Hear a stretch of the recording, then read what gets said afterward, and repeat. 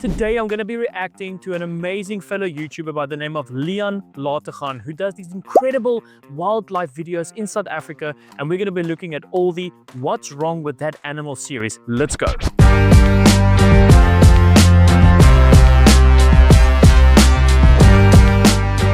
so obviously some of these videos already have the answer at the beginning.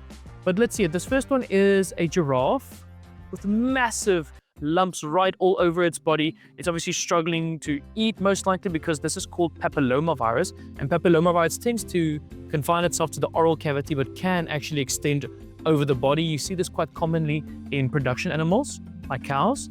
We see this quite often in dogs as well. Highly contagious. Fun fact, you can cure papillomavirus in a patient by taking some of the actual tissue from that animal, breaking it down, making a solution, and then revaccinating the animal with its own infection, and that actually stimulates the immunity to start breaking down that virus. Okay, so next we've got a little warthog, so cute, Pumbaa from Lion King, with what obviously looks like a hernia. So the issue with hernias is that more often than not, we see it a lot in cats and dogs. It's just abdominal fat that squeezes through, and it can actually be fixed with a sterilization or with a fairly quick procedure with some extra sutures, maybe removing any dead tissue. The issue is with these massive herniations is that you can actually have actual organs herniate through, and then you can get what's called strangulation, which is basically decaying and necrosis of those intestines. If your dog or cat has a massive hernia like this, you should get into the vet ASAP.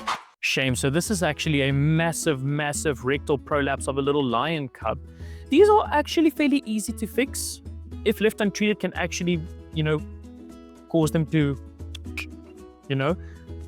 But how we generally like to fix these is we actually sedate the animals, sometimes even put them under general anesthetic. Lions are not good under general anesthetic. And we just reinsert that rectum and we put in what's called a purse string suture, which actually prevents the prolapse from happening again. And this really needs to be disinfected before done.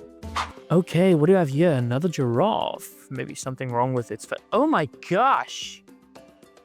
What is that? It's like a massive, lump. It looks like something from Horton Hears a Who. Oh, shame, this poor thing. This has got to be some growth or some mass or cancer or some congenital defect that has happened with this giraffe.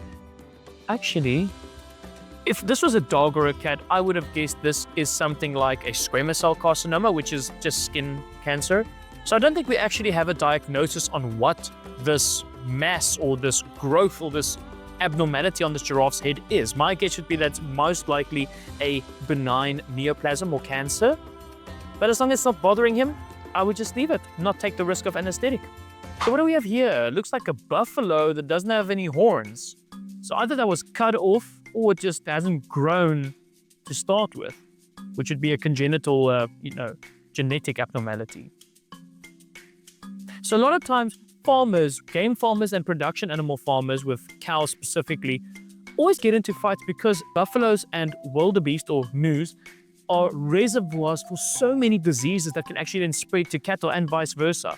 So a lot of times what happens is they go to court, they fight, poaching happens, or just general disputes because there are so many diseases that just jump between these two species. I wouldn't be too concerned about this buffalo not having horns. It's most likely in a camp where there aren't any natural predators. It should be fine. Thanks so much, Liaan, for these amazing videos and for allowing me to share them. Of course, I'm not really a wildlife veterinarian, but I do have some experience with wildlife animals, and I do a lot of work with other wildlife veterinarians. Even when we see these diseases and abnormalities and injured animals in the wild, we don't really want to interfere with that because we don't want to disrupt the natural balance of what's happening. Now, there's a big difference between having wild animals in national parks like the Kruger National Park and having wild animals on your game farm.